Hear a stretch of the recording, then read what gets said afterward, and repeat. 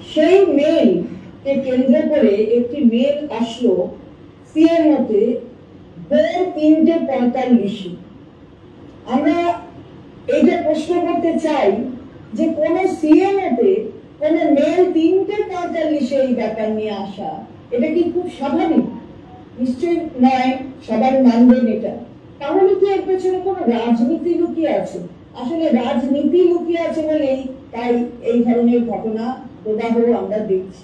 ৩:৪৫ mail, তারপর আজকে ৩:২১ অথবা ৩:২৩ মাননীয় মুখ্য সচিব একটা মেল করে ৬টায় আসবার কথা বললেন, অর্থাৎ প্রায় ২.৫ ঘন্টা আগে এই মেল গেছে আসার জন্য। ৬টায় আসবেন ১২ থেকে ১৫ জন প্রতিনিধি, তারা আসতে পারেন। কিন্তু আমরা দেখলাম যে সেই মেলের উত্তর এলো পরে, অর্থাৎ প্রায় ২ ঘন্টা পরে এলো যে কিছু শর্ত দিয়ে, যে এই শর্ত, এটা লাইভ টেলিকাস্ট হবে এবং মাননীয় মুখ্যমন্ত্রীকে থাকতে হবে এবং তাদের যা কিছু তাদের যে শর্তগুলো আছে সেই শর্তগুলো নিয়ে কথা বলতে হবে।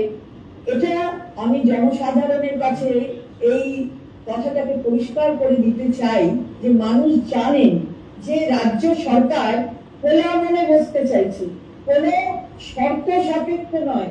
কোনো কিছু শর্ত দিয়ে খোলা মন, এই দুটো একসাথে চলে না, এটা সাইমালটেনিয়াসলি চলতে পারে না।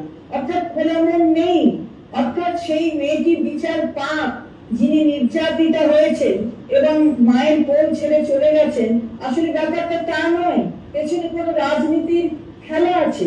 এবং আবারও এটা বলতে চাই যে এই পরিষেবা কিন্তু রোগীর পরিষেবা, এবং সেই রোগীর পরিষেবাকে বঞ্চিত করা কোনো রোগীকে, এটা বোধহয় সঠিক এই পদক্ষেপ নেওয়া হচ্ছে না।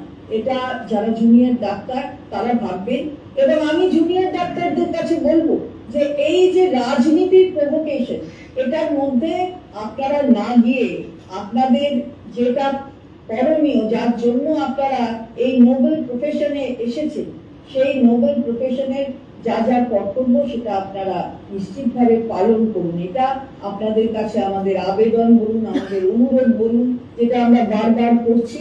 এবং মাননীয় সর্বোচ্চ আদালত যে অর্ডার দিয়েছেন, যে ডিরেকশন দিয়েছেন, সেই ডিরেকশনগুলো পালন করতে সেটাও অনুরোধ করবো, আবেদন যেটাই বলুন।